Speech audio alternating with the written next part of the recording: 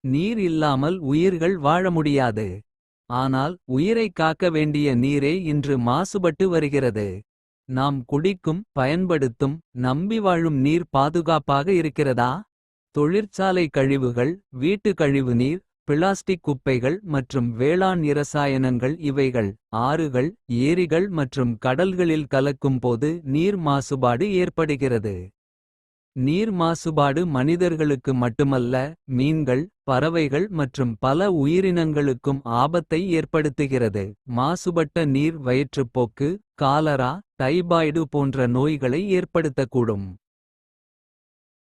நீர்நிலைகளில் குப்பைகளை கொட்டுவதை தவிர்ப்போம். பிளாஸ்டிக் பயன்பாட்டை குறைப்போம். கழிவுநீரை முறையாக சுத்திகரித்து வெளியேற்றுவோம். நீர் வளங்களை பாதுகாப்பது அனைவரின் பொறுப்பு என்பதை உணர்வோம்.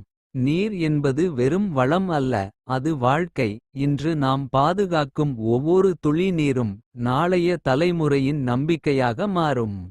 நீரை காப்போம், உயிரை காப்போம். நன்றி.